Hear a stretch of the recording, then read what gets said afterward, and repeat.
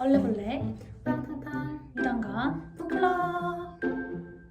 네, 안녕하세요. 오늘은 장유진 작가님의 일의 기쁨과 슬픔이라는 책에 대해서 소개해드리려고 합니다. 이 책은 제가 아닌 호랑씨가 추천을 해주신 책인데요. 호랑씨, 이 책을 왜 추천하게 되셨는지 이유를 간단히 설명해주세요. 저도 이 책을 김민정이라는 저의 친구에게 추천을 받아서 읽게 되었는데요. 이 책은 다양한 사회 현상을 각각의 에피소드로 녹여내서 다양한 사회 현상에 대한 작가의 고찰을 경험할 수도 있고요. 그리고 이야기 본래의 재미성을 놓치지 않은 작품이기 때문에 책을 좋아하는 분들이라면 다들 좋아하실 것 같아서 이 책을 추천하게 되었습니다. 자, 그러면은 책을 읽어봤으니까 감상에 대해서도 얘기해봐야겠죠? 우리 양파 씨는 이 책을 읽고 어떤 생각을 하셨나요? 네, 저는 일단 그림이 굉장히 잘 그려지는 것 같은 느낌을 받았습니다. 이 책 안에 다양한 단편 소설들이 나오는데요.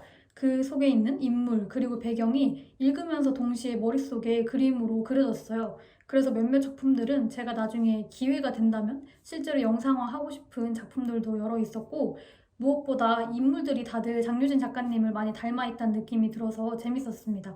그 작가님이 뒤에서 작가의 말에서 본인과 닮은 이미지들도 많이 있지만 자기는 이 인물들과 다르다고 얘기를 하셨지만 인물들에게서 모두 보이는 공통적인 이미지가 있었어요. 이 인물들이 모두 장유진 작가의 모습이다. 이런 느낌이 들었습니다. 장유진 작가를 소설화한 작품이 아닐까 생각합니다. 호랑 씨는 어떻게 읽으셨나요? 저는 이걸 읽고 무서울 정도로 현실적이라는 생각을 했습니다.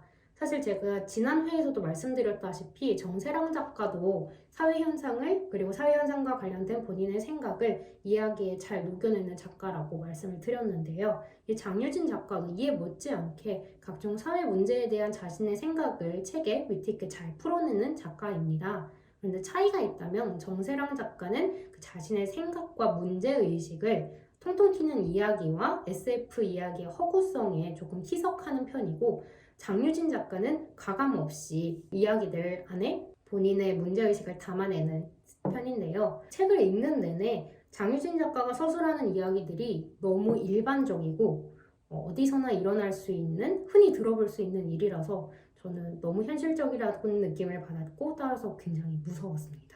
양파 씨, 사실 이 책은 굉장히 여러 개의 단편으로 구성되어 있잖아요. 이 책을 읽으면서 양파 씨에게 특별히 인상 깊었거나 마음에 드는 단편이 있을까요? 네, 저는 탐페레 공항이 가장 기억에 남습니다. 일단 주인공이 다큐멘터리 PD를 했던 사람이었기에 공감이 많이 됐어요. 저도 다큐멘터리는 아니지만 PD를 준비하고 있는 입장으로서 공감할 수 있는 부분이 많았는데요. 그것 외에도 이 짧은 소설 안에 굉장히 사회의 많은 면들을 비유적으로 표현을 잘 하고 있다고 생각했어요. 여기 나오는 편지, 그리고 노인, 핀란드 이 세 가지 소재가 편지는 아날로그, 또 노인은 또 한 세대, 그리고 핀란드는 또 하나의 세계를 보여주는 느낌이 들어서 굉장히 잘 표현했다고 생각했습니다. 또 저에게 핀란드는 약간 산타의 마을 이런 이미지가 좀 강했는데 다음에 핀란드를 떠올리면 탐페레 공항이 먼저 떠오를 것 같아요. 그리고 아직 제가 유럽을 안 가봤지만 다음에 가게 되면은 꼭 이 핀란드를 들르지 않을까 생각이 들었습니다. 네. 사실 저는 탐페레 공항이라는 책을 읽으면서 우리 할머니가 많이 생각이 났어요. 왜냐면 어떤 행사 같은 걸 마치고 항상 할머니한테 연락을 잘 해야지 라고 생각을 하지만 저의 일상에 밀려서 할머니에게 연락하는 걸 까먹고 결국에는 연락하지 않는 상태에 익숙해지게 되더라고요. 저는 이 책을 읽으면서 그때 그 시절을 분명히 기억하고 추억은 하지만 그 시절에 만난 사람들과 그 시절에 자신에게 손을 뻗을 용기가 없는 주인공을 보면서 이건 마치 할머니에게 전화하는 걸 매일매일 미루는 내 모습 같다라고 생각을 했습니다. 그래서 오늘 촬영이 끝나면 할머니한테 전화 한 통 넣어봐야겠어요. 좋은 생각이신 것 같아요. 저는 이 탐페레 공항이 가장 마음에 들었고, 사실 가장 기억에 남는 작품은 따로 있었는데요. 바로 새벽의 방문자들이라는 작품입니다. 일단 한 줄로 딱 요약을 할 수 있을 것 같아요. 이 작품은 현실을 굉장히 발칙하게 그려낸 작품이라고 할 수 있는데요. 이 작품이 가장 마음에 드는 작품이 아니었던 이유는 사실 바퀴벌레 때문이에요. 제가 바퀴벌레에 대한 안 좋은 기억이 좀 강하게 있어서 읽으면서 그림이 너무 잘 그려져서 마치 옆에 나타난 것 같은 느낌이 들더라고요. 또 근데 그것과는 별개로 여기에서 말하는 그 방문자들을 바퀴벌레랑 잘 비유를 한 것 같아서 그 표현에서는 굉장히 바퀴벌레 선택이 적절했다고 생각했습니다. 아무튼 이 현실을 굉장히 잘 보여주고 있는데 새벽에 그것을 위해서 찾아오는 그 사람들 그리고 그 중에 그 김군이 있었다는 것 그 굉장한 그 현실을 되게 어떻게 이걸 쓸 수 있지? 생각이 들면서도 진짜 발칙하게 잘 꼬집었다 생각이 들었습니다. 그래서 가장 기억에 남았는데요. 호랑 씨는 어떤 단편이 가장 마음에 드셨나요? 마음에 들었다기보다는 가장 인상 깊었던 단편은 하나 있는데요. 저도 양파 씨와 마찬가지로 새벽의 방문자들이 가장 인상 깊었습니다. 새벽의 방문자들에 대한 제 인상을 한 줄로 줄일 수 있을 것 같은데요. 그렇게까지 하고 싶을까? 목적어 생략. 네. 아, 네, 많은 분들이 아시다시피 제가 KBO라고 하죠. 한국 프로야구 리그를 정말 많이 좋아하는데요. 하하, 그래서 최근에 이 성매매와 관련된 선수들의 사건이 하나 터졌었죠. 뭐 아직 성매매인지 여부는 확실하지 않지만 이것과 좀 비슷한 상황이 프로야구에서 발생을 해서 최근에 안 그래도 조금 이런 방면에서 제가 민감해지던 상황이었습니다. 그래서 왜 그렇게까지 그 목적어를 하고 싶을까라는 생각을 늘 하고 있었는데 마침 딱 이 단편을 읽게 되어서 왜 그렇게까지 도대체 그것을 하고 싶을까라는 생각이 더 강해졌어요. 그래서 근본적으로 이런 산업이 왜 발생하는지, 어떻게 발생하는지, 분명히 제재는 존재함에도 불구하고 왜 이것은 근절하지 못하는지에 대해서 다시 한번 생각해 볼 수 있는 계기가 되었기 때문에 저는 새벽의 방문자들이 제일 인상 깊었습니다. 그리고 사실 나의 후쿠오카 가이드 이야기도 안 해볼 수가 없죠. 그렇죠. 이걸 좀 한 단어로 표현할 수 있을 것 같아요. 찌질하다. 네, 정말 찌질합니다. 사실 이 이야기 내내 작가가 직접적으로 언급을 하지 않지만 이 인물이 움직이는 동기는 명확하잖아요. 그렇죠. 이 여자를 어떻게 한번 해볼 수 있을 것 같아서. 그러니까 손댈 수 있는 대상과 손댈 수 없는 대상에게 이렇게까지 태도가 변할 수 있는가라는 것에서 저는 좀 가증스러움을 느꼈고요. 인물이 너무너무 뻔뻔하고 찌질해서 기억에 좀 남습니다. 맞아요. 저도 읽으면서 정말 찌질하다는 생각밖에 안 들었고요. 또 그거랑 별개로 후쿠오카도 또 다음에 가봐야지 생각이 들었습니다. 저희가 여행 프로가 되었네요. 네, 지난주에는 하와이. 맞아요. 네, 그리고 사실 제일 앞에 나오는 잘 살겠습니다라는 단편의 경우에는 읽는 순간 숨이 턱 막히는 기분이었어요. 이걸 왜 숨이 막힌다고 말씀드리긴 좀 어려운데 그냥 나보다 2-3살? 뭐 많으면 5살 많은 사람들의 현실이구나.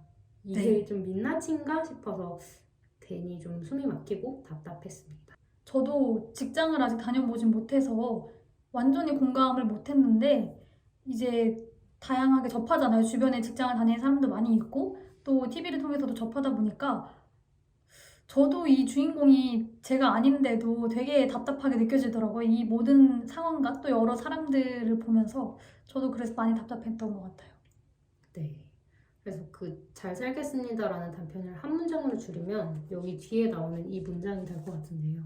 그때까지 언니가, 그때까지 내가 회사에 있을 수 있을까?